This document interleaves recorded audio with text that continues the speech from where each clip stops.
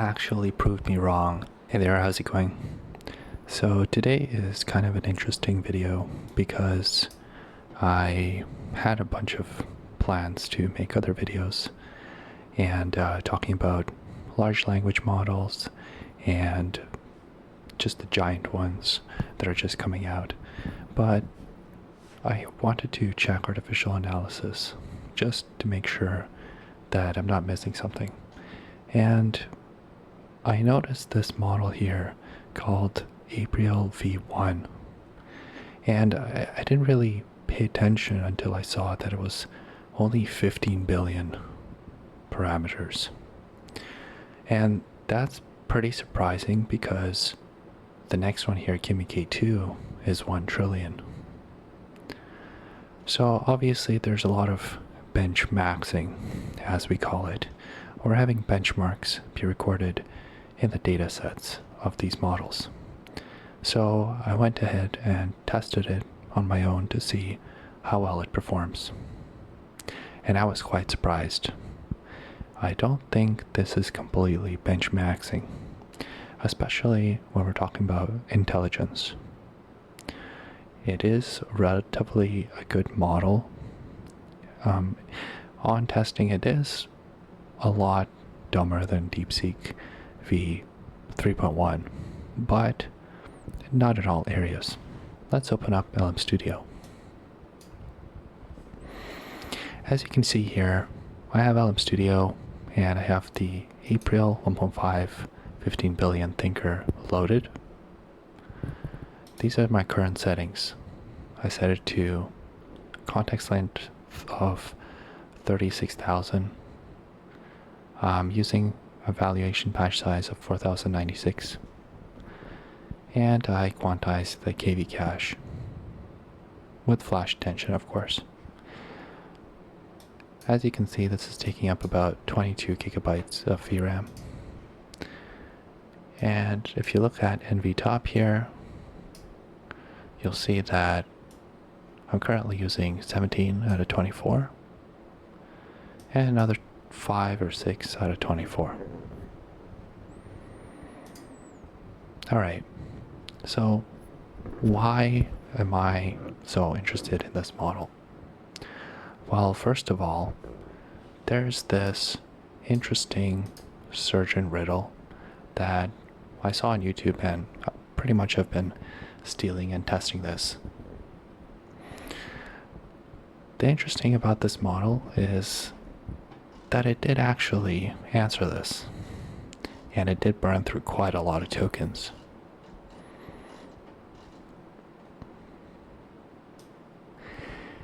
And the interesting thing about this, if I do go ahead and ask the same question into GPT-5, it will get this incorrect. And the only models that have got it correct are GLM 4.6, and that's about it. And maybe Qwen 3 235B if I make him think a lot, like with a special prompt that makes him reason for extended periods of time. So the next question I asked it is just to tell it about itself.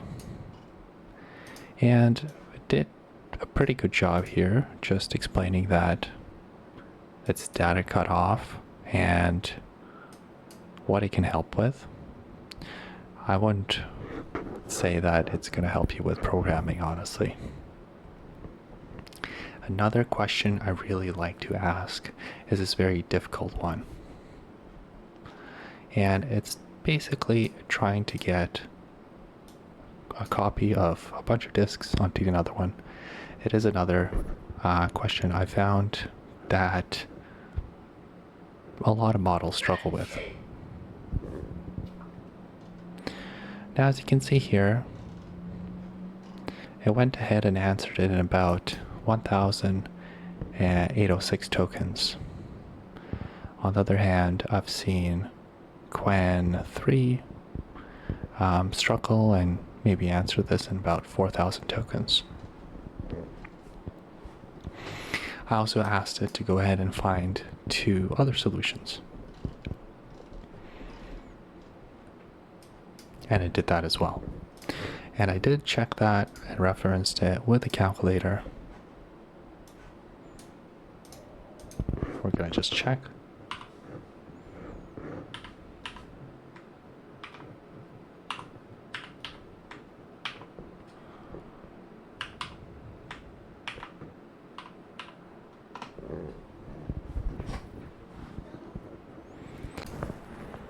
I'm eating my words already. So this model is not actually that bad at coding, considering the size. Okay, let's go over a simple coding instruction. As you can see here, I actually had to go quite through a bit of code with it, but it did function at the end. So, as you can see here, here's the first snippet of a Pokédex, and I actually had an issue, syntax issue, which it found and corrected, so that was pretty good. There was another 115 issue error. It also corrected that. And after a while, we actually got code that did display a Pokédex. It was only loading the first 20. So I had to ask it to go ahead and try for 151. And finally, it gave us code for 151. So this is what it currently looks like.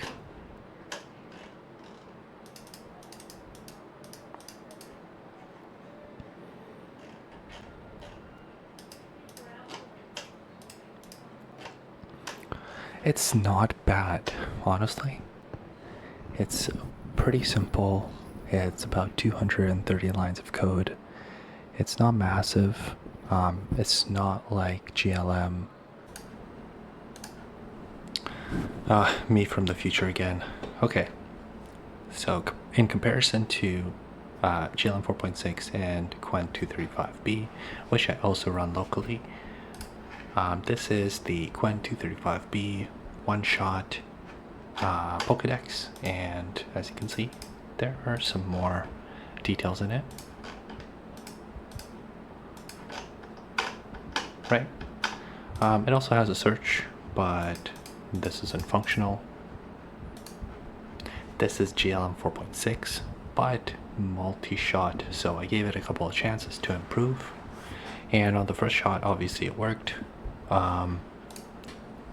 It did add quite a bit of improvements to this, including having a catch function. So as you can see, we can go ahead and try to catch the Pokemon. So there you go, we caught the Dodo.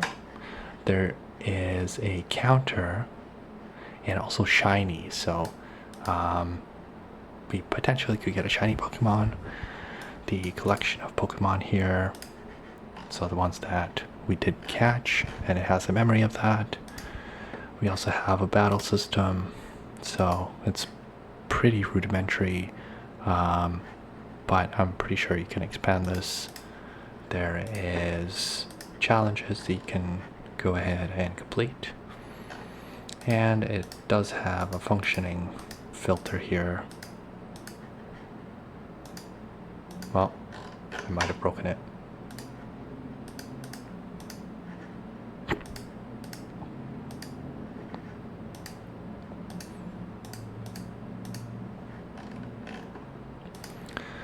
Alright, so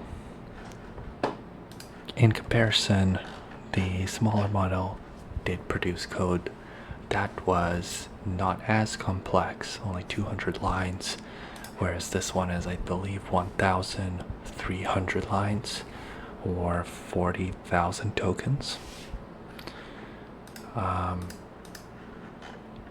It still produced code that worked, which is pretty interesting. The other thing I wanted to mention before I go, just a quick tip on running this. Getting it running, if you do want to get it running on your computer, is to make sure that you have all the GPU, all the layers offloaded to your GPU. If you have enough RAM, your CPU thread pool size, make sure it's not 100%. And one of the most important settings is evaluation batch size. And I'm not entirely sure why this is important, but anything lower than 512, and 512 actually does work still, but I do get much better results with higher numbers. So 4096 does produce code that works and functions, and even lower quantized models will run much better with a larger batch size. I've tried Q2 models, so that's 2-bit models, which did code with this larger batch size. And yeah, the other tip I wanted to give you guys is, if this model doesn't work or it keeps crashing, make sure to change the chat interface. So in this case, you might have to go from the default Ninja to the chat ML interface. Alright, thanks. Have fun. Let me know what you think about this model.